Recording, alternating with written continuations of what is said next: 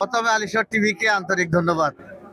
আজকের অনুভূতি হলো বাংলাদেশের প্রধানমন্ত্রী বাংলাদেশের রাজনীতিকে একটা ভিন্ন রূপ দিতে যাচ্ছেন। প্রিয় দর্শক শ্রোতা, শহীদ জিয়া ও বেগম খালেদা জিয়ার স্মৃতি আন্তঃস্কুল গোল্ড কাপ ফুটবল টুর্নামেন্ট 2026 চট্টগ্রামের যুব সমাজকে মাদক ও অসামাজিক কার্যকলাপ থেকে দূরে রাখবে বলে মন্তব্য করেছেন চট্টগ্রাম মহানগর বিএনপির যুগ্ম আহ্বায়ক আলহাজ এম এ আজিজ। তিনি আজকে উদ্বোধনী অনুষ্ঠান শেষে আমাদের কাছে অনুভূতির কথা ব্যক্ত করতে গিয়ে এমন মন্তব্য করেন। প্রথমে আলিশর টিভিকে আন্তরিক ধন্যবাদ।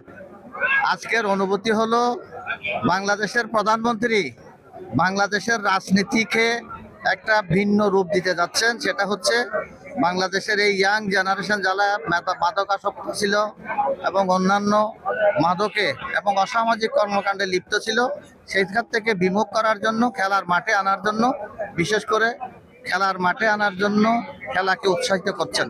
উনি সরকারিভাবে খেলার উপর অনুদান দিচ্ছেন এবং খেলোয়াড়দের জীবন জীবিকার জন্য এটা একটা ওই ব্যবসা হিসেবে নিচ্ছেন। খেলায় যেন একটা ইকোনমিক গ্রোথ করে সেদিকে নজর দিয়ে সারা বাংলাদেশ ব্যাপী উনি খেলার দিকে নজর দিচ্ছেন। আগামী এটা আগস্ট অক্টোবরের 10 তারিখে প্রেসিডেন্ট গোল্ড কাপ এই চট্টগ্রাম থেকে আরম্ভ হবে। এটা হচ্ছে শহীদ প্রেসিডেন্ট জিয়াউর রহমান এবং খালেদা জিয়ার আন্তঃ স্কুল ফুটবল টুর্নামেন্ট। এখানে 48টা এই গোল্ড কাপে 48টা স্কুল জয়েন করেছেন।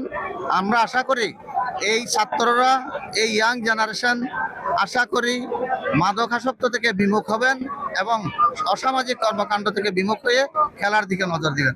ধন্যবাদ।